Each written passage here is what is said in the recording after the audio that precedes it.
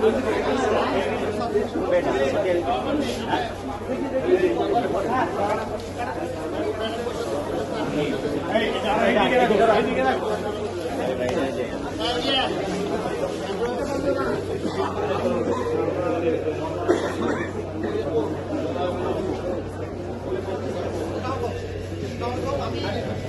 S A Manik Mondal supreme কোর্টের আমি practice করি। তো আমার যেটা ব্যক্তিগত থেকে আমার এখানে একটা ছিল যে আমি একটা দরখাস্ত দিয়েছিলাম বিগত বাংলাদেশের যে ইতিহাসের এখানে আমাদের দুইটা বন্ধ কার্যক্রম চলতো। তো আমার কাছে মনে হলো যে ব্যক্তিগত কাজ করতে এসে কেন আমাদের চারটা পর্যন্ত নয় বা সারা বাংলাদেশে যেভাবে জেলা শহরগুলোতে বা জিপিওতে যে সাবজেক্টগুলো থাকে সেইগুলো কেন আমরা এখানে দিতে পারবো না, অথবা জিপিওতে যা থাকে বা আমাদের অনেক সময় পোস্ট অফিসে যারা এখানে যারা ক্লার্ক আছে তারা চিঠিগুলো পোস্ট করার জন্য আমাদেরকে রেলওয়ে যে ইয়াতে যেতে হয়, কমলাপুরে যেতে হয়, তাদের এক্সপেন্সও ব্যয় করতে হয়, অনেক একটা খাটুনি থাকে। এইসব ইয়ে থেকে উত্তরণের জন্য আমার কাছে মনে হলো যে আমি একটা দরখাস্ত দেওয়ার পরে আমাদের ডিজি মহোদয় ওনার অফিস আমাকে সবচেয়ে কন্ট্রিবিউট করছে, যেটা ফেব্রুয়ারি মাসে দিয়েছি। সেটা আমি আমাদের বোর্ডের অনেকের কাছে এটা জানতে পেরেছিলাম। তো পরবর্তী ওনারা কুইক রেসপন্স দেওয়ার কারণে এটা সম্ভব হয়েছে ওনাদের মনিটরিং করার কারণে। তো আমাদের এখানে যে পোস্টমাস্টার আছে, আমাদের এখানে অনেক সীমাবদ্ধতা আছে, এই সীমাবদ্ধতা উত্তরের জন্য আমাদের এই দরকার ছিল। এই দরকারের কারণে আজকে আমাদের এসে আমাদেরকে বন্ধ করেছে এবং আমাদের কাজটা যে এগিয়েছে না, আমাদের কারণে ব্যক্তিগত ব্যাপারে দেশের মানুষের কাজ, দেশের মানুষ সেবা পাবে। এখানে আমার যেটা সেটা হচ্ছে একটা বিচার প্রার্থী মানুষ যদি সে একজন নিরপরাধ হয়, সেই লোকটা যদি জেলে থেকে এখানে জামিন পেয়ে যায়, সেই জামিনটা পাইতে জামিনের অর্ডারটা যেতে যেতে 4-5 দিন লেগে যায়। সেই অর্ডারটা আমার কথা হচ্ছে 1 ঘন্টা আগেও যেন এই বিচার প্রার্থী মানুষ বা যে বিচারের যে জামিন পেয়েছে সে যেন অর্ডারটা তাড়াতাড়ি 1 ঘন্টা আগে মুক্তি পায়। তাহলে আমার এই সার্থকতা এবং এই আমাদের পোস্টঅফিসের সার্থকতা, আমাদের জুডিশিয়ারির সার্থকতা, আমরা জুডিশিয়াল অ্যাক্টিভিজমের ইফেক্টিভ ওয়েতে ব্যবহার করার জন্য আমরা আমাদের যে অনলাইন সিস্টেম আছে সেগুলো আমরা ব্যবহার করছি, কিন্তু ম্যানুয়ালি যে আমাদের সিস্টেম সেটা ডিজি মহোদয়ের সহযোগিতায় বা আমাদের যারা স্টাফ যারা আছেন, আমাদের মহোদয় যিনি সঞ্জিত পণ্ডিত ম্যাডাম মৌসুমী রহমান, ওনাদের তত্ত্বাবধানে এটা সম্ভব হয়েছে। তো আজকে আমরা খুব সংক্ষিপ্ত আকারে এই জন্য আমরা শুধু আপনাদের আসছেন, আমরা এই ছোট্ট একটা আয়োজন করা হয়েছে। এই আয়োজনটা আসলে পোস্ট অফিস বা সুপ্রিম কোর্টের প্রশাসন তাদেরকে আমি কোঅর্ডিনেট করছি মাত্র, যে কাজটা একটু এগিয়ে যায়। আর এই আয়োজনটার মানেই হচ্ছে আমরা বিচারপ্রার্থী মানুষ এই ইনফরমেশনটা পাচ্ছে, তারা দ্রুত সেবা পাচ্ছে, মানুষের মনে একটা স্বস্তির যে বিশ্বাস সেটা আমরা জন্য আয়োজন করছি। তো আমাদের এখানে আমাদের আজকে আমাদের প্রধান অতিথি আমাদের রয়েছেন আমাদের আমাদের সুপ্রিম কোর্টের হাবিবুর রহমান সিদ্দিকী মহোদয়, রেজিস্ট্রার জেনারেল মহোদয়, আমাদের ডাইরেক্টর জেনারেল রয়েছেন আমাদের, উনি আমাদের আজকের অনুষ্ঠানের সভাপতি আসাদুল ইসলাম এবং মহাপরিচালক ডাক অধিদপ্তর আরও রয়েছেন, আগে বলেছি। এখন এখানে সংক্ষিপ্ত আকারে আমরা এটা থেকে আমাদের ইয়ে থেকে তো এখন আপাতত আমাদের যেটা স্যার আমাদের একটু দিচ্ছি যে আপনাদের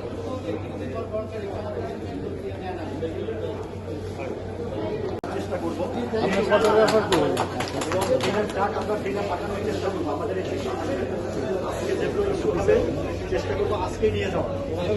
আমরা ফিল্ডে যখন কাজ করছি যে কথাটা আমাদের মহোদয় যেটা বলছেন যে মাঠ পর্যায়ে আমরা দেখতাম যে ঈদের সময় 7-8 দিনের ছুটি করে যায়, শেষ দিন আমাদের কাছে ফোন আসে যে হাইকোর্ট থেকে বা সুপ্রিম কোর্ট থেকে জামিনের চিঠি আসতেছে, ওটার জন্য আমরা ডেলিভারি করি।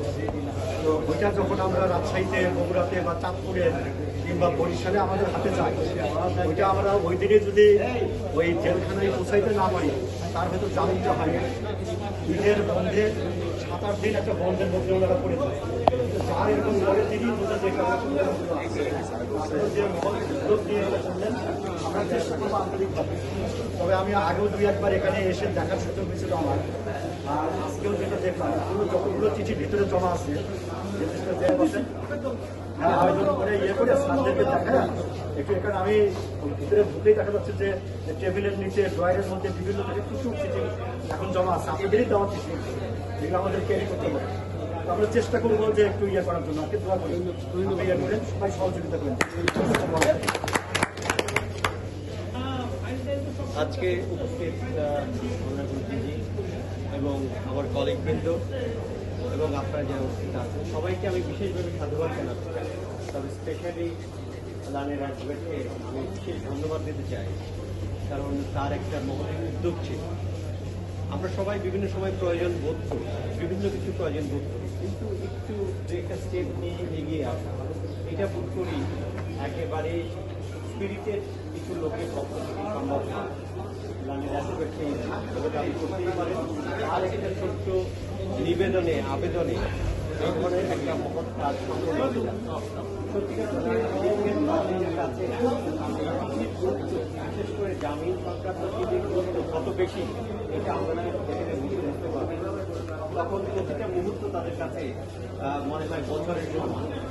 তো এই কারণেই এই ডাকঘরটা, এই সার্ভিসটা যদি সারাদিনব্যাপী চালু থাকে, এখন যেমনটি ইনশাআল্লাহ আমরা আশা করতে পারি রাত 8টা অবধি থাকবে। তো এরকমভাবে সুযোগটা যদি আগেও থাকতো, আমার ধারণা অনেক মানুষ খুশি হতেন এবং অনেক মানুষ উপকৃত হতে পারতেন।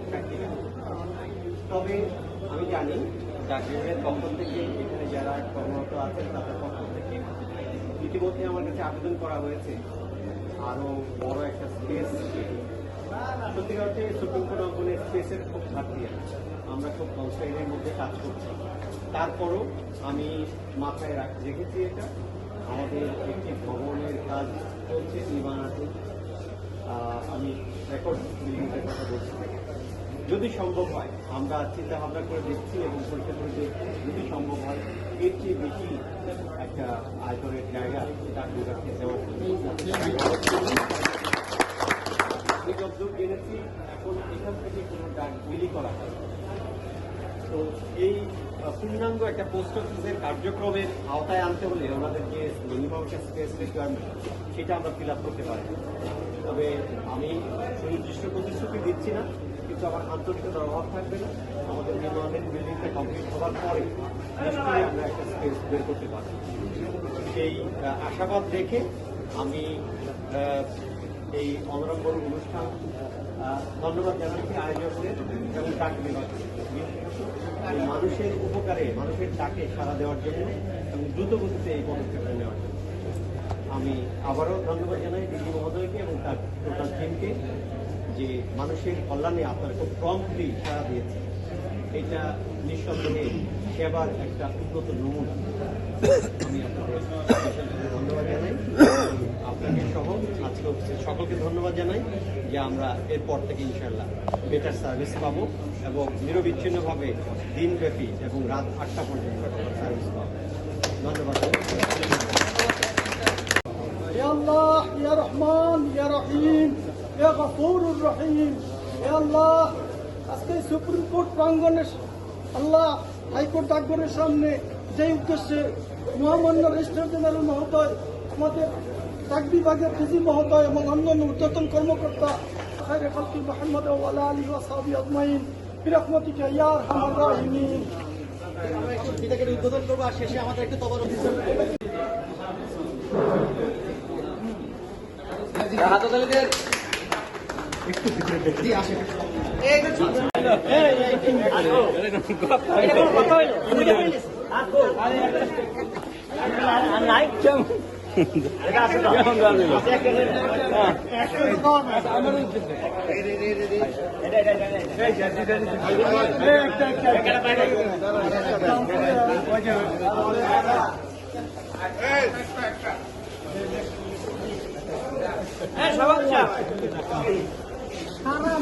আমিনুল ভাই কই